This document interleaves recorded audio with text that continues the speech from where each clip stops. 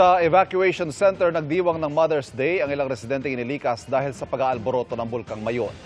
Muli itong nakapagtala ng aktibidad matapos magkaroon ng panakanakang pagsabog at magbuga ng lava. Mula sa Kamalig Albay, nakatutok live si Bea Pinla. Bea.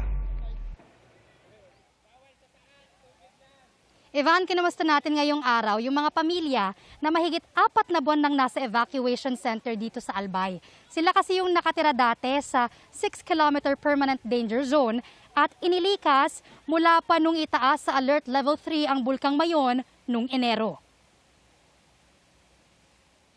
Saksi ang nakabibighani at minsay mapanganib na Mayon volcano sa Albay sa halos buong buhay na ng 78 anyos na si Coronasyon.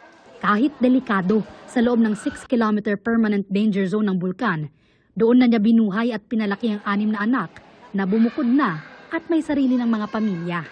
Ngayon, ang mga anak na niya ang nag-aalala sa kanya. Hindi man kami pwede madam umalis doon kasi may mga tanim kami. Ako madam, sanay na po ako. Kung halimbawa, epekte talaga pong delikado po kami, umaalis ako. Kung minsan pinupunta na ako ng mga anak ko, Mama, alis na po. Mama, punta ka na doon sa bahay. Okay naman ka ako kahit na mama. Isa ka lang dito. Tuwing nag-aalboroto ang Mayon, labis ang pangamba ni Liza na 7 buwang buntis at may 2 pang maliit na anak. Sobrang nakaka-nervyos po talaga. Mahirap naman po. Lalo nang yung sa pinagkakakitaan po, mahirap. Pero nasa-survive naman po.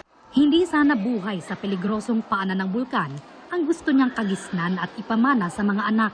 Kasi mas maganda po kung medyo malayo po kami sa Bulkan Mayon. Para panatag po ang loob namin. Walang taon na naman, mangangamba na naman, nandiyan na naman po yung pag-aalboroto ng Mayon Volcano. Para sa akin po, natatakot po ako. Pero mahirap aniyang iwan ang bahay at buhay nila roon. Babalik naman po. Kapag okay naman po. Siyempre, nandoon po talaga yung permanenteng tirahan. Ilan lang sila sa halos 80 pamilya na dating nakatira sa loob ng danger zone at inilikas sa Bariw Elementary School nang itaas sa alert level 3 ang Bulkang Mayon noong Enero.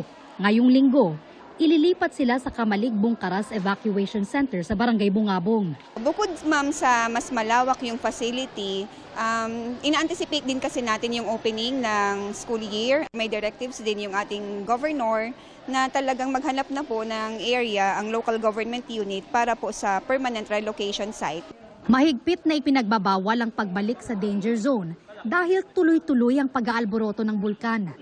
Kahapon, nakapagtala ang PHIVOLCS ng mahina at panakanakang volcanic explosion sa Mayon. Sandali ring nagkaroon ng lava fountaining sa bunganga ng bulkan. May mga volcanic earthquake, rockfall at pyroclastic density current o uson. Sa 8 lugar sa Albay na nasa state of calamity dahil sa pag-aalboroto ng Mayon, may umiiral na 15-day price freeze sa household LPG na hindi lalagpas sa 11 kilograms at kerosene products. Epektibo yan hanggang May 20.